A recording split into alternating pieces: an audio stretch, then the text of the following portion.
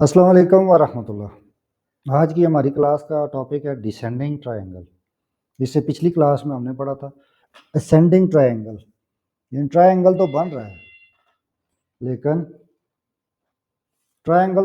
لیکن اس سے پہلے ہم نے دیکھا تھا کہ ٹرائنگل کا جو ریزسٹنس لیول تھا وہ یہاں سے ایسے بن رہا تھا اور اوپر سے ایکول آئی تھے، لیکن اس دفعہ ڈیسینڈنگ ٹرائنگل میں کیا ہوتا ہے کہ اس طرف سے وہ ایک لوور آئی سے ایک اپنی ٹرینڈ لائن لگاتا ہے، لیکن باٹم میں اس کی باڈیز تقریباً سیم ہوتی ہے۔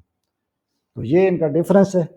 اسینڈنگ ٹرائنگل اوپر سے تقریباً ایک جیسے آئی ہوتے ہیں، باٹم سے وہ اسینڈ کر رہا ہوتا ہے، لیکن اس میں یہ ہوتا ہے کہ وہ اوپر سے ٹرینڈ لائن آہستہ آہستہ اپنے آئی لوور آئی جو ہے نا وہ گراتی ہے، باٹم سے تقریباً ایک جیسا ہوتا ہے۔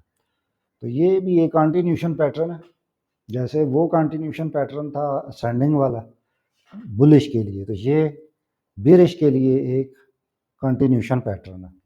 تو اس کو بھی آپ مارک ایسے کریں گے کہ یہاں سے ایک ٹرینڈ لائن لگے گی اور ایک باٹم میں لائن لگے گی، تو جیسے جیسے مارکیٹ اپنے آپ کو کنٹریکٹ کر کے اس کونے میں آئے گی تو یہ جو بریک آؤٹ ہوگا نا، پراپر ایک بریک آؤٹ ہو، اس کے بعد یہ ری ٹیسٹ ہوگا۔ اس ری ٹیسٹ کے بعد آپ یہاں سے سیل کریں گے اور تقریباً اس لوور آئی کے اوپر اپنا ایسا رکھیں گے۔ تو ایک ایک چیز کو آپ نے کنفرم کرنا ہوتا ہے، کینڈلسٹک پیٹرن، چارٹ پیٹرن، آپ کا سیشن کا ٹائم، کافی ساری چیزوں کو دیکھنے کے بعد آپ نے اپنی ٹریڈ ایگزیکیوٹ کرتی ہے۔ تو انشاءاللہ میں آپ کو ایک ایک کینڈل، ایک ایک چیز الگ الگ سمجھاؤں گا تاکہ آپ کو پراپر سمجھ آئے، اور اس کے علاوہ واٹس ایپ کمیونٹی اور روزانہ ٹریڈ کا سیٹ اپ تو میں آپ کو دوں گا ہی، تاکہ جو ہے نا پریکٹس بھی ہوتی رہے۔ Thank you.